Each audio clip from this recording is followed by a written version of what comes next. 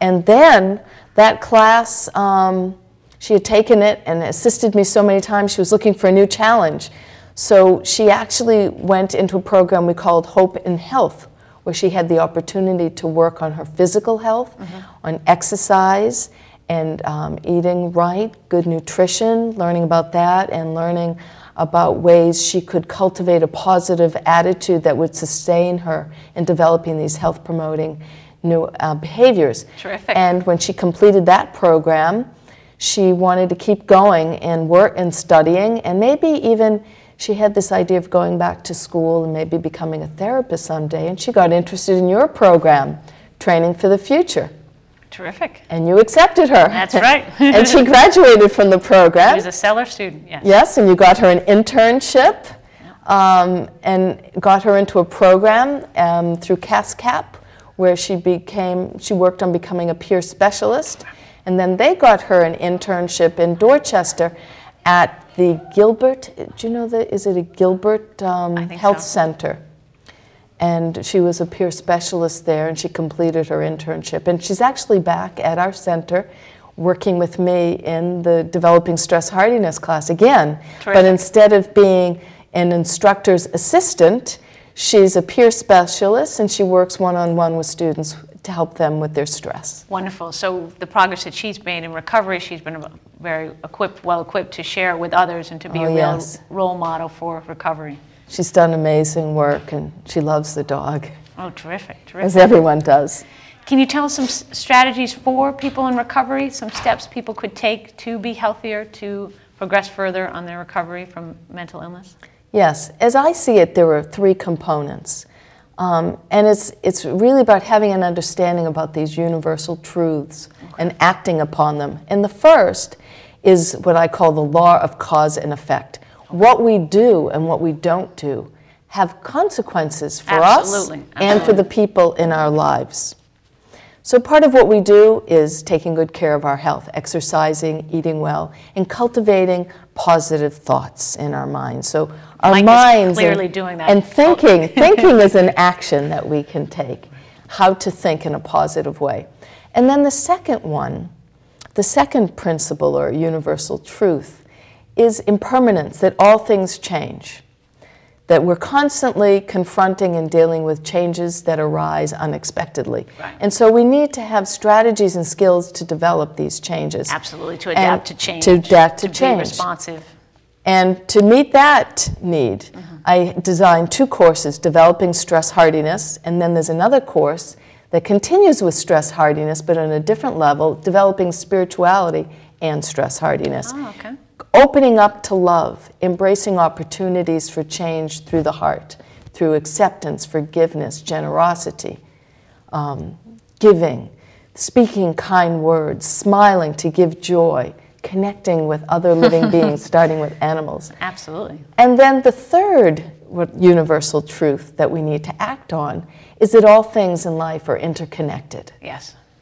No one can become a president without having the support of the people. Absolutely, absolutely. No one can recover from a mental illness or a physical illness without getting support and help. Absolutely. So through that course, that relates to the dog, because connecting with people can be very challenging because they can be harsh on us and judge us, especially our own family members and those closest to us.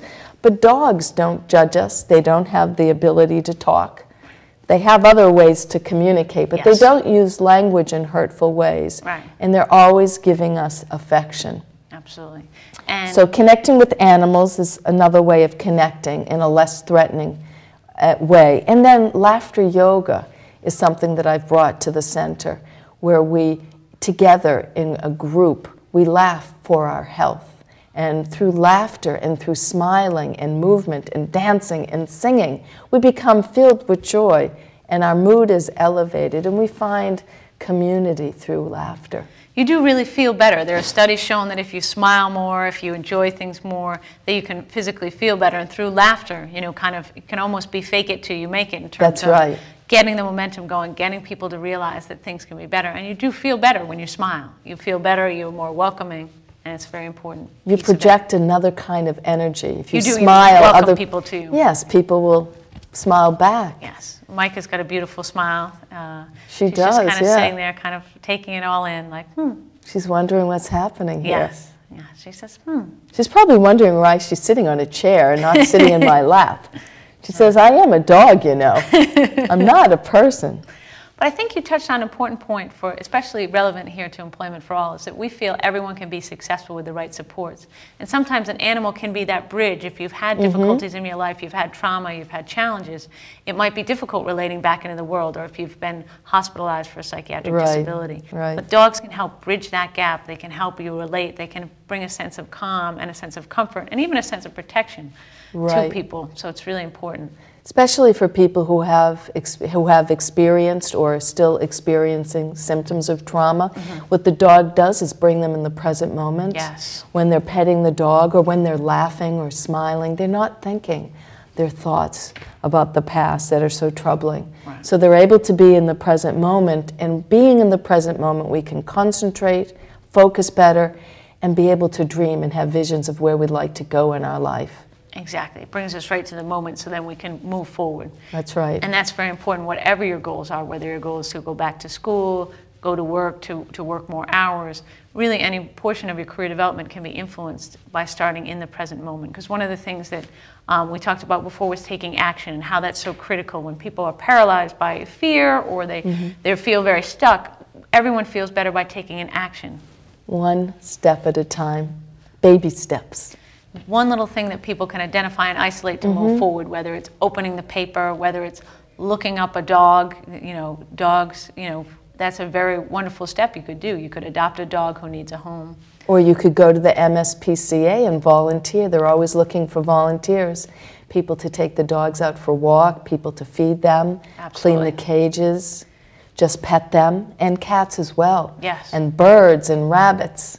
There are many feral cats there that desperately need human contact, someone to pet them.